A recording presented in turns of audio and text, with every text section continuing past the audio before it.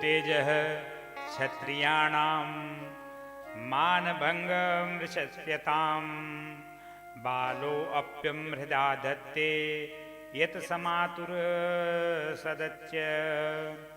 कहते हैं कि नारद जी को लगा कि क्षत्रिय बालक के अंदर देखिए किस तरह का अभिमान है और यह मान मर्दन को बर्दाश्त नहीं कर सकता। क्षत्रिय पुत्र है अगर तो वो मान जो है उसका अगर कहीं से मर्दन होता है तो उसको बर्दाश्त नहीं करता। नारद जी को लगा कि पक्का चेला है, अब इसको छोड़ने लायक नहीं है। गुरु पहले टेस्ट करके ही चेला बनाते थे, आज की तरह नहीं था कि पकड़ पकड़ के चेला बना रहे हैं कहीं भाग न जाएं। और उसके बाद गुरु चेला बनाता है तो गुरु सोचता है कि गुरु के पास जो शांति है, चेला सोचता है वह शांति हमें मिल जाए, क्योंकि चेला तो कमाते कमाते अशांत हो गया है। गुरु सोचता है कि चेला के पास जो धन रखा हुआ है वह इधर आ जाए तो इससे थोड़ा गुरु को शांति प्राप्त हो जाए। और वो चेला और गुरु का खींचातानी चल रहा है कायदे से, लेकिन पहले ऐसा नहीं था। पहले गुरु देखता था कि शिष्य के अंदर योग्यता है कि नहीं, यह हमारी परंपरा में चलने लायक है कि नहीं है। तो नारद जी ने देखा कि यह शिष्य पक्का है। नारद जी ने ध्रुव को भगवान के स्वरूप को बताया है। कहा कि बेटा भगवान कैसे होते हैं। सशंख चक्रम सकरीत कुंडलम सपीत वस्त्रम सरसीरुहे क्षणम सहार वक्षस्थल कौतुभश्रियम नमामि शीर्षा विष्णु चतुर्भुजम। भगवान के स्वरूप का ज्ञान ध्रुव को नारद जी ने कराया है कि ये शंख चक्र गदा पद्म लिए हुए भगवान हैं, जो हर समय अस्त्र शस्त्र से युक्त रहते हैं और अपने संतान के लिए, उसकी रक्षा के लिए सदैव खड़े ही रहते हैं। विश्रामावस्था में 1-1.5 महीने के लिए जाते हैं, जब कहते हैं कि अभी जो है भगवान सो गए हैं। और जब भगवान के इस स्वरूप का बोध कराया है ध्रुव को, उसके बाद नारद जी ने भगवान ध्रुव को उपदेश किया है द्वादशाक्षर मंत्र का। ओम नमो भगवते वासुदेवाय। बोले बेटा भगवान के स्वरूप का मन में चिंतन करते हुए आप जो है इसी मंत्र का जप करिए और इसी से जो है भगवान आपको प्राप्त हो जाएंगे। ओम नमो भगवते वासुदेवाय। ओम नमो भगवते वासुदेवाय। ओम नमो भगवते वासुदेवाय। ओम नमो भगवते वासुदेवाय। ओम नमो भगवते वासुदेवाय। ओम नमो भगवते वासुदेवाय। ओम नमो भगवते वासुदेवाय। ओम नमो भगवते वासुदेवाय।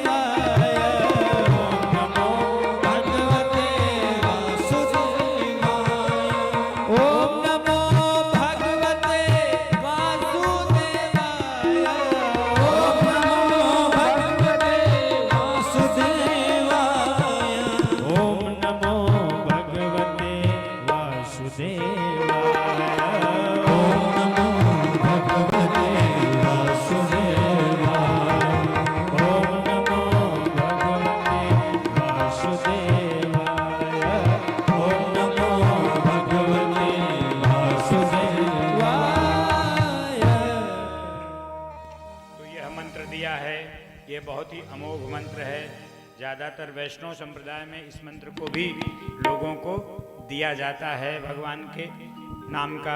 और इस मंत्र का इतना प्रभाव है कि आप कहीं भी कभी भी जब भी आप घर से निकलें और इस मंत्र का ध्यान कर लें तो आप बहुत सारी आफत विपद से बच जाते हैं। ऐसा सिद्ध है, ऐसा प्रयोग भी किया हुआ है। अब इधर नारद जी ने जब ध्रुव को यह उपदेश दे दिया, भगवान के स्वरूप का बता दिया है, भगवान के स्वरूप का दर्शन करा दिया है, उसके बाद जो है वह नारद जी आकर के इधर उत्तानपाद को बताते हैं कि तुम्हारा तो छोटा सा जो बालक है वो तपस्या करने निकल गया है। उत्तानपाद बहुत ही पश्चाताप करता है, कहता है मैं तो बहुत ही स्त्रैण हूँ, बहुत ही स्त्री के वशीभूत हो गया हूँ। मुझे यह ही नहीं समझ में आया कि उस छोटे से बालक के साथ कितना बड़ा अन्याय है। मैं इतना बड़ा स्त्री का वशीभूत हूँ कि मैं न्याय और अन्याय में अंतर नहीं समझ पाया कि यह क्या हो रहा है। तब जो है नारद जी ने कहा कि दुष्करम कर्मम कृत्वा लोकपालैरपि प्रभु ये सत्याचरितो राजन यशो विपुल यस्त्वयम्। नारद जी ने कहा कि अब छोड़ो, जो तुमने कर दिया वो कर दिया, लेकिन अब उसकी चिंता मत करो, उसका भार भगवान ने स्वयं अपने ऊपर ले लिया है। और इधर जो है मैत्रेय ऋषि भक्त ध्रुव के तप का वर्णन करते हुए कहते हैं कि ध्रुव जी ने भगवान को ध्यान करते हुए अपने आप को भगवान की भक्ति में लगा लिया है। मधुवन में ध्रुव जी तप कर रहे हैं और 5 वर्ष का यह बालक कितना कठिन तप कर रहा है, इसके बारे में बताया गया है कि 5 वर्ष के ध्रुव जी 3 दिन में एक बार बेर का फल खा करके रहते हैं। और इस प्रकार से 1 महीना बीत गया। दूसरे महीने में प्रत्येक छठे दिन में, मैंने पहले तो 3-3 दिन पे खाते थे पहले महीने में, और दूसरे महीने में भोजन की तो कोई बात ही नहीं थी, बेर का फल वह छठे दिन में खा रहे थे।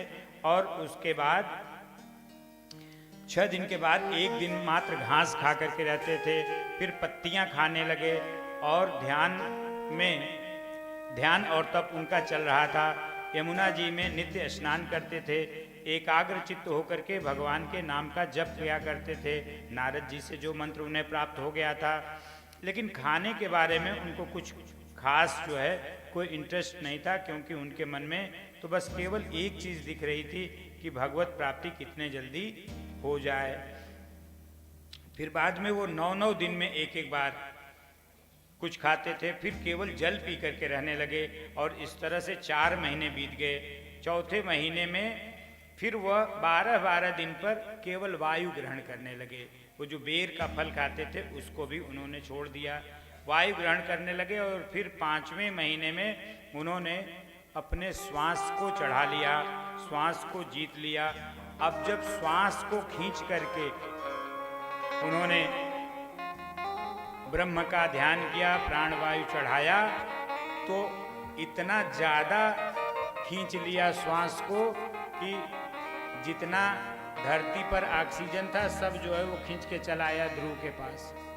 और जब ऑक्सीजन खत्म हो गई तो उसका महत्व तो आप लोगों ने कोरोना में देखा ही, 1-1 सिलेंडर के लिए कैसे दौड़ रहे थे लोग, हैं?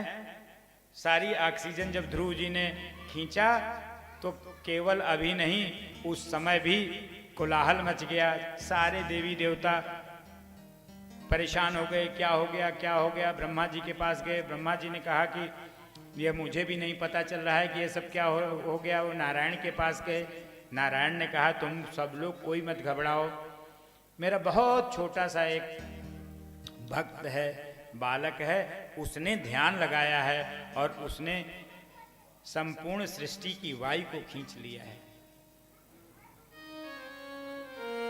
और मैं जा रहा हूं उसको दर्शन देने। भगवान आते हैं और भगवान जो है प्रहलाद जी को दर्शन देते हैं। लेकिन प्रहलाद जी तो भगवान के सशंक चक्रम सकरीत कुंडलम सपीत वस्त्रम सरसीरुहे क्षणम सहार वक्षस्थल कौतुभश्रियम नमामि शीर्षा विष्णु चतुर्भुजम।